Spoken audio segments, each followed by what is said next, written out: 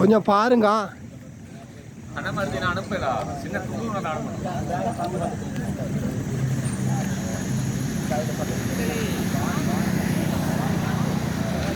இந்த முத்துநகர் விவசாயிகளின் பிரச்சனையில் நாங்கள் நமது சங்க ரீதியாக பங்கேற்கின்றோம்.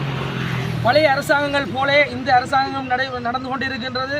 ஏனென்று சொன்னால் பழைய அரசாங்கங்கள் விவசாய காணிகளை கையகப்படுத்தினார்கள் பல வெளிநாட்டு நிறுவனங்களுக்காக. அதே போல்தான் இந்த முத்துநகர் விவசாயிகளின் நிலங்களை கூட தற்பொழுது அரசாங்கம் கையகப்படுத்தி வேறு நிறுவனங்களுக்கு பல்வேறு நிறுவனங்களுக்கு கொடுத்திருக்கின்றார்கள். 352 விவசாயிகளுக்கு அதிகமான குடும்பங்கள் இந்த பல தசாப்தங்களாக 2 தசாப்தங்களுக்கு மேலாக இந்த விவசாயத்தில் ஈடுபட்டு வருகிற இந்த முத்துநகர் பகுதியிலே ஈடுபட்டு வருகின்றார்கள். பல ஆர்ப்பாட்டங்கள் பல போராட்டங்களை செய்திருக்கின்றார்கள். இலங்கை ஜனாதிபதி உட்பட அனைவருக்கும் தங்கள் பிரச்சனையை தெரியப்படுத்தியிருக்கிறார்கள். அப்படி இருந்தும் எந்த அதிகாரிகளோ அல்லது திணைக்களங்களை சார்ந்தவர்களோ அரசியல்வாதிகளோ இந்த இடத்தில் வந்து மக்களுக்கான எந்த பதில்களும் கூறவில்லை.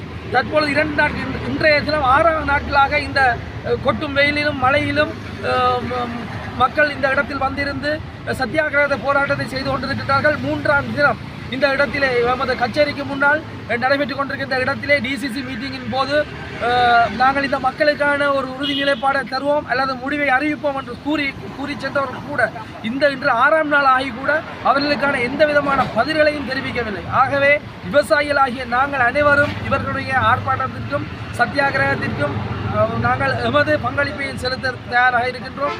இது வருங்காலத்தில் அனைத்து விவசாயிகளின் தழுவி இந்த திருகோணமலை மாவட்ட ரீதியாக ஏன்னு சொன்னால் இந்த பிரச்சனை முத்துநகரில் மட்டுமில்லை. இப்போ சம்பூர்லேயும் இதே பிரச்சனை போயிட்டு இருக்கு. அரசாங்கம் நிலங்களை விவசாய நிலங்களை கையகப்படுத்தி கொண்டு இருக்கின்றார்கள். எத்தனையோ காடுகள் இருக்கின்றது, வெட்டவழி வனாந்திரங்கள் இருக்கின்ற இந்த இடத்தில் எடுக்காமல் விவசாயிகளின் வயற்காணிகளை அபகரித்திருக்கின்றார்கள். ஆகவே இது திருகோணமலை முழுமையான ஒரு ஆர்ப்பாட்டமாக அல்லது போராட்டமாக முன்னெடுப்பதற்கான வேலைகளை செய்து கொண்டிருக்கின்றோம். தயவு செய்து இது சம்பந்தப்பட்ட அதிகாரிகளும் சரி அரசியல்வாதிகளும் சரி முன்வந்து இந்த மக்களின் பிரச்சனைகளை சுமூகமான முறையில் முடித்து தரும்படி தாழ்மையுடன் கேட்டுக்கொள்கின்றோம். நன்றி.